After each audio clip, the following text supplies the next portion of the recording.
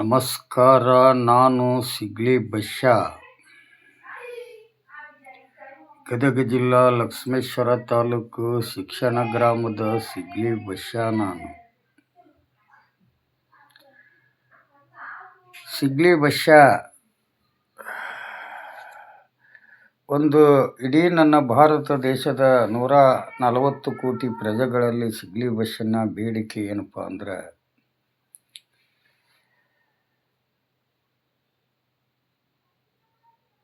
ಈ RSS ಅನ್ನಂಥ ಸ್ವಯಂ ಸೇವಕ ಸಂಘಟನೆ, ರಾಷ್ಟ್ರೀಯ ಸ್ವಯಂ ಸೇವಕ ಸಂಘಟನೆ, ಈ ಸಂಘಟನೆಗೆ ನಾನು ಸೇರ್ಕೊತೀನಿ. ಬೇಕಾದ್ರೆ ನನ್ನ ಮಕ್ಕಳನ್ನ ಅದಕ್ಕೆ ಸೇರಿಸ್ತೀನಿ.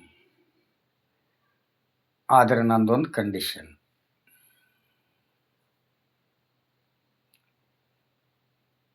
ಭಾರತ ದೇಶದ ಸಂವಿಧಾನ, ಭಾರತೀಯರಿಗಿರೋದು ಒಂದೇ ಒಂದು ಸಂವಿಧಾನ. ಈ ಸಂವಿಧಾನದೊಳಗೆ ಪ್ರತಿಯೊಬ್ಬರು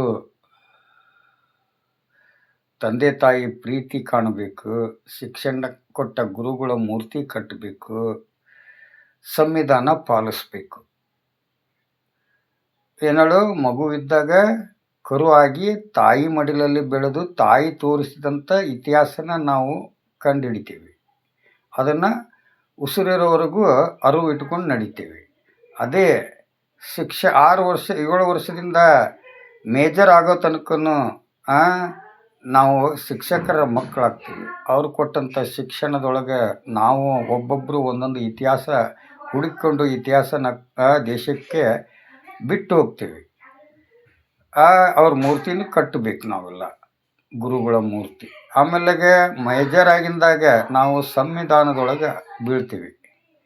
ಸಂವಿಧಾನದೊಳಗೆ ನನ್ನ ಹಕ್ಕಿಗೆ ನಾನೇ ಅದಕ್ಕೆ ಹೊಣೆಗಾರ ಆಗ್ತೀನಿ. ಒಳ್ಳೆಯದಕ್ಕೂ ನಾನೇ ಹೊಣೆಗಾರ ಆಗ್ತೀನಿ, ಸ್ವೀಕರಿಸ್ತೀನಿ. ಕೆಟ್ಟದ್ದನ್ನು ಅದರಲ್ಲಿ ನಾವು ಹೊಣೆಗಾರ ಆಗ್ತೀನಿ. ಅಂದ ಬಳಿಕ ಈ ಸಂವಿಧಾನ ಇಂಥ ಶಕ್ತಿ ಐತಿ ಅಂದಾಗ, ನೀವು 100 ವರ್ಷ ಈ ಒಂದು ಸಂವಿಧಾನನ ಅಲ್ಲಗಳೆದು ನೀವು ಇಂಥ ಸಂಘಟನೆ ಕಟ್ಟಿಕೊಂಡಿರಿ ಅಂದ ಬಳಿಕ, ನೀವೆಲ್ಲರೂ ಸೇರಿ ಸಂವಿಧಾನದೊಳಗೆ ನೋಂದಾಯಿತ ಆಗಿಬಿಟ್ರೆ, ನಿಜವಾಗಿ ಹೇಳ್ತೀನಿ, RSSನಾಗ ಇನ್ನೂ ಕೋಟಿ ಗಂಟಲೆ ಬಂದು ಸೇರ್ತಾರೆ. ಯಾಕಂದರೆ ನೀವು ದುಡಿಲಾರ್ದನ ಜೀವನ ಮಾಡೋರು. ನಾವು ಹಂಗೆ ದುಡಿಮೆ ಬಿಟ್ಟು ನಾವು ಕೈಯಾಗ ಕೋಲು ಹಿಡ್ಕೊಂಡು ನಾವು ದೇಶ ಸೇವೆ ಮಾಡೋಕ್ಕೆ ರೆಡಿ ಇರ್ತೀವಿ. ಇದು ಸಿಗ್ಲಿ ಬಶ್ಯನ ಕೋರಿಕೆ. ಮೊದಲು ಈ ಸಿಗ್ಲಿ ಬಶ್ಯ ಅಷ್ಟೇ ಅಲ್ಲ, ಲಕ್ಷ ಜನ ಬರ್ತಾರೆ RSSಗೆ. ಆದರೆ RSSಗೆ ಪವರ್ ಇಲ್ಲ. ಆ ಪವರ್ ಬರಬೇಕಾದ್ರೆ ಸಂವಿಧಾನದೊಳಗೆ ನೋಂದಾಯಿತ ಆಗಬೇಕು. ಪ್ರತಿಯೊಬ್ಬ ಪ್ರಜೆನೂ ಕೈ ತೋರಿಸಿ ಹೇಳಬೇಕು RSSಗೆ. ಇಲ್ಲ ಅಂದರೆ ನೀವು ಸಂವಿಧಾನದ ಋಣ ತೀರ್ಸೋಕ್ಕೆ ಆಗೋದಿಲ್ಲ ನಿಮಗೆ. ಅದೇ ನನ್ನ ಆಸೆ. ಇದನ್ನು ಇಂಥ ಮಾತುಗಳು ಹೇಳಿದರೆ ಕೆಲವೊಂದು ಪುಡಾರಿ ನನ್ನ ಮಕ್ಕಳು ನನಗೇ ಧಮಕಿ ಹಾಕ್ತಾರೆ, ಕೊಲೆ ಬೆದರಿಕೆ ಹಾಕ್ತಾರೆ. ಹಂಗೆ ಕಳ್ಳ ನೀನು, ಹಿಂಗೆ ಕಳ್ಳ ನೀನು, ಅಲ್ಲಿ ಮೋಸ ಮಾಡಿ ಇಲ್ಲಿ ಮೋಸ ಮಾಡಿ. ನಾ ವೃತ್ತಿಯಲ್ಲಿ ಕಳ್ಳ, ಪ್ರವೃತ್ತಿಯಲ್ಲಿ ಉತ್ತಮ, ನಿವೃತ್ತಿಯಲ್ಲಿ ಸಮಾಜ ಸೇವಕ ನಾನು. ಇದನ್ನು ಪ್ರತಿಯೊಬ್ಬರು ಅರ್ಥ ಮಾಡ್ಕೊಳ್ಳಿ. ನನ್ನ ಗೆದ್ದು ಹೋಗಂಥವ್ರು ಬರ್ರಿ. ಇದೇ ಶಿವಮೊಗ್ಗ ಜಿಲ್ಲಾ ಶಿಕಾರಿಪುರ ತಾಲೂಕು ಈಸೂರು ಕೊಡುವಂಥ ಪ್ರಥಮ ಸ್ವತಂತ್ರ ಗ್ರಾಮ ಆದಂಥ ಈ ಈಸೂರೊಳಗೆ ವೀರಭದ್ರನ ಮೇಲೆ ಪ್ರಮಾಣ ಮಾಡಿ ಹೇಳ್ತೀನಿ, ನಂದು ತಪ್ಪು ತೋರಿಸಿ ಹೋಗ್ಬರ್ರಿ. ಹೋಗ್ಲಿ, ಒಂದು ಕಂಪ್ಲೇಂಟ್ ಕೊಡ್ರಿ. ಬಸ್ಸ ಹಿಂಗೆ ಮಾಡ್ಯಾನ, ಹಿಂಗಿಲ್ಲ ಅಂತ ಕಂಪ್ಲೇಂಟ್ ಕೊಡ್ರಿ. ಅಲ್ಲಿ ಸ್ಟೇಷನ್ಗಳು ಬೇಕಾದಷ್ಟು ಅದಾವಲ್ಲ, ಅಲ್ಲಿ ಬಂದು ನಾವು ಉತ್ತರ ಕೊಡ್ತೀನಿ. ಯಾಕೆ ಮೆಟೀರಿಯಲ್ವಾ? ಸುಮ್ಮನೆ ಬೈಯೋದು. ನಾನು ರಿಟೈರ್ಡ್ ಜಡ್ಜಿಗೆ ನಾನು ನಿಂದನೆ ಮಾಡ್ತಾಯಿಲ್ಲ, ಹಾಲಿ ಜಡ್ಜಿಗೆ ನಾನು ಕೇಳ್ತಾ ಇರೋದು ನ್ಯಾಯ.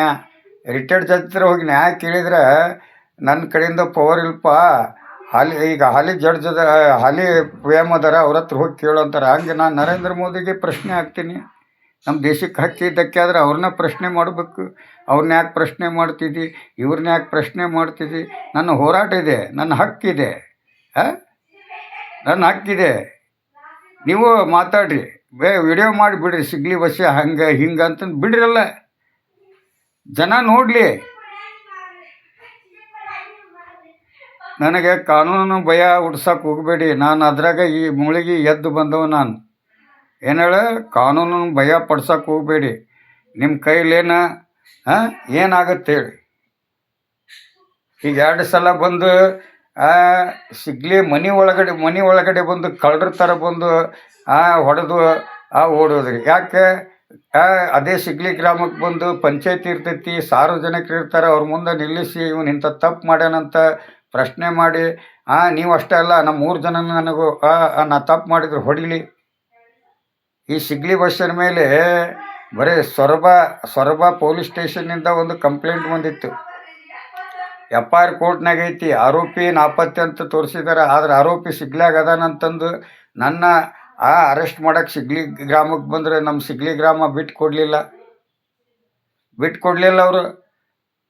ನಾ ಕೇಳೋ ಪ್ರಶ್ನೆಗೆ ಅವ್ರಿಗೆ ಉತ್ತರ ಕೊಡೋಕ್ಕಾಗಲಿಲ್ಲ ಪೊಲೀಸ್ನವರು. ಅವ್ರು ನನ್ನ ಬಿಟ್ಟು ವಾಪಸ್ಸು ಊರಿಗೆ ಹೋದರು. 3 ತಿಂಗಳ ನಂತರ ಗಾಂಡುಗಳ ಥರ ಬಂದು ಕಿಡ್ನ್ಯಾಪ್ ಮಾಡ್ಕೊಂಡು ಕರ್ಕೊಂಡು ತಗೊಂಡು ಹೋದ್ರು. ನನ್ನ ಊರು ಜನಕ್ಕೆ ಗೊತ್ತಿಲ್ಲ. ನಾನು ಲಕ್ಷ್ಮೇಶ್ವರದಲ್ಲಿ ತಗೊಂಡೋಗಿ ಏನು ಕಿಸ್ತಾರೆ ಅವರು.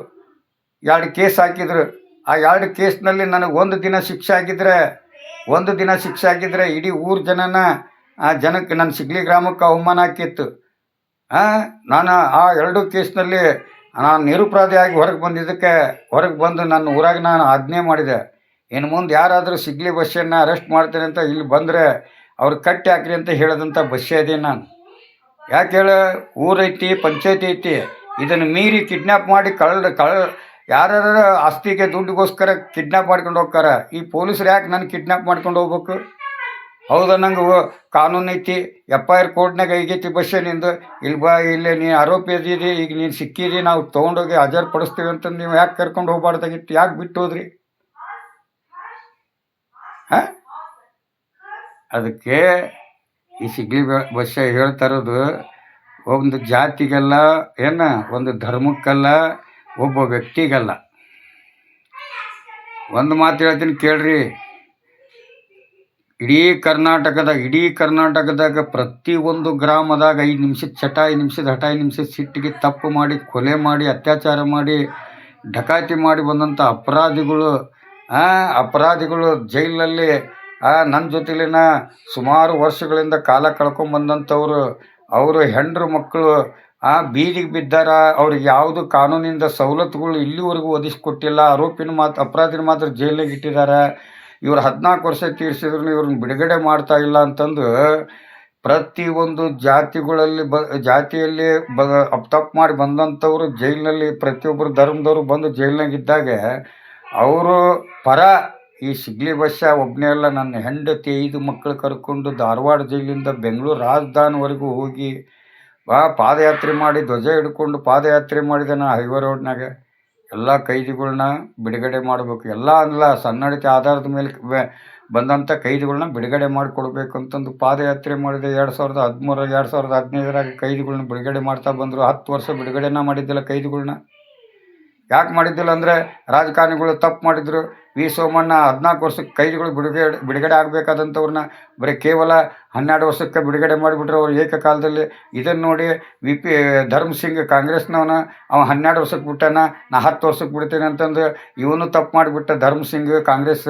ಅದೇ ಥರ ಅವನು 12 ವರ್ಷಕ್ಕೆ ಬಿಟ್ಟ, ಇವನು 10 ವರ್ಷಕ್ಕೆ ಬಿಟ್ಟ, ನಾನು ಯಾಕೆ 8 ವರ್ಷಕ್ಕೆ ಬಿಡಬಾರ್ದು ಅಂತಂದು ತಮ್ಮ ರಾಜಕೀಯ ಬೇಯಿಸ್ಕೊಳ್ಳೋಕ್ಕೋಸ್ಕರ ಅಪರಾಧಿಗಳನ್ನ ಕರ್ಕೊಂಡು ಬಿಡುಗಡೆ ಮಾಡಿಸಿ ಓಟ್ ಹಾಕಿಸ್ಕೊಂಡು ಈ ರಾಜಕೀಯ ಮಾಡಿದಂಥ ನನ್ನ ಮಕ್ಕಳು ಇವರು. ಇದನ್ನೆಲ್ಲ ಅರ್ಥ ಮಾಡ್ಕೋಬೇಕು ನೀವೆಲ್ಲ. ಸಿಗ್ಲಿ ಬಸ್ಸನ್ನು ಒಳಗಡೆ ಇದ್ದಂಥದ್ದನ್ನು ನಿಮ್ಗೆ ಯಾವುದು ಕಾನೂನು ಗೊತ್ತಿಲ್ಲ. ಕಾನೂನು ಗೊತ್ತಿದ್ದಿದ್ರೆ ನೀವು ಇಂಥ ಮಾತುಗಳು ಹೇಳ್ತಿದ್ದಿಲ್ಲ, ನನ್ನಂತಲೇ ಸಲಹೆ ತಿಳ್ಕೊತಿದ್ರಿ. ನಾನು 33 ವರ್ಷ ಆಲ್ ಕರ್ನಾಟಕ 7 ಸೆಂಟ್ರಲ್ ಜೈಲ್ ತೀರಿದ್ರೂ ಮೈ ಮೇಲೆ ಒಂದು ಬ್ಲೇಡ್ ಕಲಿಯಿಲ್ಲ. ಒಂದು ಕಡೆಯಿಂದ ಒಂದು ಹೊಡೆತ ತಿಂದವನಲ್ಲ. ಒಬ್ಬ ಪೊಲೀಸ್ನ ನನಗೆ ಲಾಠಿ ರುಚಿ ತೋರಿಸಿಲ್ಲ. ಅದನ್ನು ಅರ್ಥ ಮಾಡ್ಕೊಳ್ರಿ. ಪೊಲೀಸರು ಸಿಗ್ಲಿ ಬಸ್ಸ ಎಂಥವನನ್ನೋದು ಇಡೀ ಕರ್ನಾಟಕ ಪೊಲೀಸ್ ಡಿಪಾರ್ಟ್ಮೆಂಟಿಗೆ ಗೊತ್ತು. ನಾನು ಗೌರವ ಕೊಡೋದು ಒಂದು ಸಾಮಾನ್ಯ ಪೊಲೀಸರಿಗೆ ಕೊಡೋ ನಾನು. ಇವತ್ತು ವಿ ಐ ಪಿಗಳು ದೊಡ್ಡ ದೊಡ್ಡ ಆಫೀಸರ್ ಪ್ರಮೋಷನ್ ತೊಗೊಂಡು ಹೋಗ್ಬಿಡ್ತಾರ. ಕಳ್ಳರನ್ನ ಹಿಡಿಯೋದು, ಕೊಲೆಗಾರನ ಹಿಡಿಯೋದು, ಕಷ್ಟಪಟ್ಟು ಸ್ಟೇಷನಲ್ಲಿ 24 ಗಂಟೆ ದುಡಿಯೋರು ಯಾರು? ಸಾಮಾನ್ಯ ಪೊಲೀಸರು. ಅವ್ರ ಮಕ್ಳಿಗೆ IAS KS ಓದಿಸ್ಬೇಕನ್ನೋ ಆಸೆ ಇರ್ತೈತಿ. ಇವತ್ತು ಅವರಿಗೆ ಹೋರಾಟಕ್ಕೆ ಒಂದು ಅವಕಾಶನ ಕೊಟ್ಟಿಲ್ಲ ಪೊಲೀಸ್ ಡಿಪಾರ್ಟ್ಮೆಂಟ್ಗೆ. ಇವತ್ತು ಇಡೀ ಕರ್ನಾಟಕ ಪೊಲೀಸ್ನವ್ರಿಗೆ ನಾನು ಕೇಳೋದಿಷ್ಟೇ, ಹಿಂದೆ ನಿಮ್ಮ ಪೊಲೀಸ್ನವ್ರಿಗೂ ಸ್ಟ್ರೈಕ್ ಬೇಕಂತಂದು ನೀವು ಹೋರಾಟಕ್ಕಿದ್ದ ನಿಂತಾಗ ನಿಮ್ಗೆ ಸಪೋರ್ಟ್ ಕೊಟ್ಟು ಶಿಶ್ನಾಳದಲ್ಲಿ ಸರಿಪಜ್ಜನ ಸಾಕ್ಷಿಯದನ ಅವನ ಗಿಡದ ಮೇಲೆ ಹತ್ತಿ ಹೋರಾಟ ಮಾಡಿದವ ನಾನು. ಪೊಲೀಸ್ನವ್ರಿಗೂ ಇವತ್ತು ಒಬ್ಬ ಲಚ್ಚರಿಗೆ 1 ಲಕ್ಷ ರೂಪಾಯಿ ಸಂಬಳ ಐತಿ, ಒಬ್ಬ ಪೊಲೀಸರಿಗೆ ಹಾಕಿಲ್ಲ ಅಂತಂದು ಪೊಲೀಸರಿಗೆ ಹೋಮ್ ಗಾರ್ಡ್ಸು ಆಟೋ ಡ್ರೈವರು ಕೈ ಚಾಚಿ ಕೇಳಬಾರ್ದಂತಂದು ಅವ್ರಿಗೂ ಸಂಬಳ, ಸರ್ಕಾರಿ ಸಂಬಳ ಮಾಡಿರಿ ಅಂತಂದು ಹೋರಾಟ ಮಾಡಿದಂಥ ಬಸ್ಯ ನಾನು ಪ್ರತಿಯೊಬ್ಬನಿಗೂ ಅನ್ಯಾಯ ಆದರೆ ಅಲ್ಲೇ ಹೋರಾಟ ಮಾಡವನ ನಾನು. ನನ್ನ ಹಕ್ಕಿಗೆ ಏನೇ ಧಕ್ಕೆ ಆಗಲಿ, ನನಗೆ ಒಳ್ಳೇದಾಗಲಿ, ನನಗೆ ಅದು ನಾ ಅನುಭವಿಸ್ತೇನೆ. ಅದನ್ನು ಕೇಳೋಕ್ಕೆ ನೀವು ಯಾರು? ಲೈಕ್ ಮಾಡೋಂಗಿದ್ರೆ ನೋಡಿ, ಲೈಕ್ ಮಾಡೋಂಗಿದ್ರೆ ಲೈಕ್ ಮಾಡಿರಿ, ಇಲ್ಲ ಅಂದರೆ ನೋಡಕ್ಕೆ ಹೋಗಬೇಡ್ರಿ. ಅರ್ಥ ಆಯ್ತಾ? ಮೊದಲು ಶ್ರೀರಾಮಚಂದ್ರ ಪ್ರತಿಯೊಬ್ಬ ಪ್ರಜೆನೂ ಭಾರತ ದೇಶದ ಪ್ರತಿಯೊಬ್ಬ ಪ್ರಜೆನೂ ದೇಣಿಗೆ ಕೊಟ್ಟಿದ್ದಾರೆ. ಅಂಥ ಕಳ್ಳರನ್ನ ಹೊರಗೆ ತೆಗೀರಿ ಅಂತ ಹೇಳಿದ್ರೆ ಇವತ್ತು ಕಳ್ಳಾಗಿ 262 ಕೇಸ್ ನನ್ನ ಮೇಲೆ ಪೊಲೀಸ್ನವ್ರು ಕಳ್ಳತನ ಕೇಸ್ ಹಾಕಿದ್ರು. ಅದು ನಾ ಕಳ್ಳಲ್ಲ ಅಂತ ಕೋರ್ಟ್ನಿಂದ ಬಿಡುಗಡೆ ಮಾಡಿಸ್ಕೊಂಬಂದು ಇವತ್ತು ನಿಮ್ಮ ಜೊತೆಲಿ ಬದುಕಬೇಕಂತಂದು ನಿಮಗೆ ಕಾನೂನಿನ ಒಳಗಡೆ ಸಿಗಬೇಕಾದಂಥ ಸವಲತ್ತುಗಳು, ಸಲಹೆಗಳನ್ನ ಕೊಡಬೇಕಂತಂದು ಇವತ್ತು ನಾನು ಬಿಡುಗಡೆ ಆಗಿ ಹೊರಗೆ ಬಂದರೆ ಇವತ್ತು ನಾನು ಹೋರಾಟ, ಇದು ಒಂದು ದೊಡ್ಡ ಜೈಲು, ಅದು ಸಣ್ಣ ಜೈಲಿದ್ರೆ ಇದು ದೊಡ್ಡ ಜೈಲು ಪ್ರಪಂಚ. ಇವತ್ತೆಲ್ಲ ರಾಜಕೀಯದವ್ರ ಹಿಂದೆ ಧರ್ಮನ ಮುಂದೆ ಇಟ್ಕೊಂಡು ನೀವೆಲ್ಲ ಒಂದೊಂದು ಧರ್ಮಕ್ಕೆ ಹಕ್ಕಿಗೆ ಧಕ್ಕೆ ಕೊಟ್ಕೊಂತ ನಾವು ಹೊಂಟ್ರೆ ಸಂವಿಧಾನಕ್ಕೆ ಗೌರವ ಕೊಟ್ಟಂಗಾಗತ್ತಾ? ಹುಚ್ಚು ನನ್ನ ಮಕ್ಕಳ ನೀವು. ನಾನೇನು ಹೆಂಗೆ ಹುಡುಗನ ಮಾಡ್ರೆ? ನನ್ನ ವಯಸ್ಸಿನಾಗ ಈ ಮಾತು ಹೇಳಿದ್ರೆ ನಿಮ್ಮ ಮನ್ಯಾಗ ಉಡಾಕ್ ಬಟ್ಟೆನೇ ಇರ್ತಿದ್ದಿಲ್ಲ ನನ್ನ ಮಕ್ಕಳ. ಯಾರ ಅಂತ ಕಳ್ಳ ನಾನು. ಜಾಗೃತದಿಂದ ಮಾತಾಡೋದು ಕಲೀರಿ. ನೀವು ಏನೇನು ಮಾತಾಡಿ ಬಿಟ್ಟಿರಲ್ಲ ಅವು ಎಲ್ಲ ನನ್ನಂತಲ್ಲಿ ರೆಕಾರ್ಡ್ ಆಗಿದಾವೆ. ಎಲ್ಲನೂ ನಂಬರ್ಗಳು ಇಟ್ಕೊಂಡಿದ್ದೇನೆ. ನೀವು ಏನೇನು ಕಾಮೆಂಟ್ಸ್ ಹಾಕಿರಲ್ಲ ಅವ ಆಧಾರ ಸಾಕು ನಿಮಗೆ ಶಿಕ್ಷೆ ಕೊಡೋಕೆ. ತಿಕ್ಕ ಗೊತ್ತಿಲ್ಲ, ಸೆಕ್ಷನ್ ಗೊತ್ತಿಲ್ಲ, ಏನು ಗೊತ್ತಿಲ್ಲ, ತಿಕ್ಕ ಎಲ್ಲ ಮಾತಾಡ್ತೀನಿ ನನ್ನ ಮಕ್ಕಳ. ಬರ್ರಿ, ನಿಮಗೆ ನಾ ಈ ಸೂರಾಗದೀನಿ, ಬರ್ರಿ. ನಿಮ್ಗೆ ತಾಕತ್ತಿದ್ರೆ ಬಂದು ಏನು ಅಂತಂದು ಧಮ್ಕಿ ರೌಡಿ ಜಾಮ್ ಮಾಡೋಕೆ ಹೋಗ್ಬಿಡ್ರಿ. ರೌಡಿ ಜಾಮ್ ಮಾಡಿದ್ರೆ ನಿಮಗೆ ಇಲ್ಲಿಡೆ ಈ BNS ಕಾನೂನಲ್ಲಿ ನಿಮಗೆ ಬೇಲ ಸಿಗೋದಿಲ್ಲ. ಅಂಥ ಒಂದು ಕಾನೂನು ಐತಿ, ಅರ್ಥ ಮಾಡಿಕೊಡ್ರಿ. ಸುಮ್ಮನೆ ಕೈಯ ಫೋನ್ ಅದಾವಂತಂದು ನೋಡ್ರಿ. ಅದರಲ್ಲಿ ಕೆಲವೊಂದು ವಿಚಾರಗಳು ನಿಮಗೂ ಒಂದೊಂದು ಒಳ್ಳೆ ಕೆಲಸದಲ್ಲಿ ಸಂದರ್ಭಕ್ಕೂ ಒಳ್ಳೆಯ ಅವಕಾಶ ಆಗುತ್ತೆ. ಕಾನೂನು ಗೊತ್ತಿಲ್ಲದೇನೆ, ತಿಕ್ಕ ಎಲ್ಲ ಗೊತ್ತಿಲ್ಲದೇನೆ ಒಬ್ಬವನಿಗೋಸ್ಕರ ಸಾವಿರಾರು ಮಂದಿ ಈ ದೇಶಕ್ಕೆ ಹಾಳು ಮಾಡೋಕ್ಕೆ ಕೈ ಹಾಕಿದ್ರಲ್ಲ, ತಪ್ಪಲ್ವಾ? ಯಡಿಯೂರಪ್ಪನವರು ಇವತ್ತು ಅವರು 50 ವರ್ಷ ರಾಜಕೀಯ ಮಾಡಿದ್ರು BJPಯಲ್ಲಿ. ಅವರು ಉತ್ತಮ ಆಡಳಿತ ಕೊಡದೇ ಇದ್ರೂ 4 ಸಲ ಮುಖ್ಯಮಂತ್ರಿ ಆದರು. ಈ BJP ಪಕ್ಷನ ಅಷ್ಟು ಬೆಳೆಸ್ಕೊಂಬಂದರು. ಅಂಥವ್ರಿಗೆ ಗೂಟ ಇಡಾಕತ್ತೀರಲ್ಲ. ಎಷ್ಟು ದುಡ್ಡು ಅವ್ರು ಕಳ್ಕೊಂಡು ಎಷ್ಟು ಈಗ ರಾಜ್ಯನ ತಮ್ಮ ಕೈ ಮುಷ್ಟಿಲಿ. ಉತ್ತರ ಕರ್ನಾಟಕದಾಗ ಯಡಿಯೂರಪ್ಪ ಅಂದರೆ ದೇವ್ರು ಅಂತ ಕರೀತಾರೆ. ಅರ್ಥ ತಿಳ್ಕೊಬೇಕು. ಪ್ರತಿಯೊಬ್ಬ ಪ್ರಜೆದು ಒಂದೊಂದು ಇವನು ಯಾಕೆ ಹೋರಾಟ ಮಾಡ್ತಾನೆ, ಏನೈತಿ? ಬರ್ರಿ ನನ್ನಂತಲೇ ಇವತ್ತಿಗೆ ನನ್ನ ಬ್ಯಾಂಕ್ ಅಕೌಂಟ್ ಓಪನ್ ಮಾಡಿರಿ. 1 ರೂಪಾಯಿ ಇಟ್ಟಿಲ್ಲ, 1 ರೂಪಾಯಿ ತೊಗೊಂಡಿಲ್ಲ, ಒಂದು ಸಲನೂ ಬ್ಯಾಂಕಿಗೆ ಹೋಗಿ ನಿಂತಿಲ್ಲ ನಾನು. ಇವತ್ತಿಗೆ ಒಂದು ಬಂಗಾರದ ಅಂಗಡಿ ಹೋಗಿ ಒಂದು ಬಂಗಾರ ತುಣುಕ್ ತೊಗೊಂಡವನಲ್ಲ ನಾನು. ಇವತ್ತಿಗೆ 16 ವರ್ಷ ಅದು ಖಾತಾನ ಬಿಟ್ಟು ಇವತ್ತಿಗೆ ಒಬ್ಬ ಪೊಲೀಸರು ಬಂದು ನನ್ನ ಹಿಂಗದಿ ಆರಾಮಿದೆಯಪ್ಪ ಅಂತ ಕೇಳಿ ಹೋಗ್ತಾರೆ ಹೊರತು ನೀ ಇಂಥ ತಪ್ಪು ಮಾಡಿ ಅಂತಂದು ಒಬ್ಬ ಪೊಲೀಸ್ ಬಂದು ನನ್ನ ಮನೆ ಮೆಟ್ಲತ್ತಿ ಹಿಂಗೆ ಸುದ್ದಿ ಹೇಳಿಲ್ಲ. ಇವತ್ತಿಗೆ ಒಂದು FIR ಆಗಿಲ್ಲ ನನ್ನ ಮೇಲೆ. ಈಗ 420 ಸಿಗ್ಲಿ ಬಸ್ಯ ಅಂತೀರ ಬೋಳಿ ಮಕ್ಕಳ. ಮೆಟ್ಟಿಲು ಹೊಡಿತೀನಿ ನಾನು.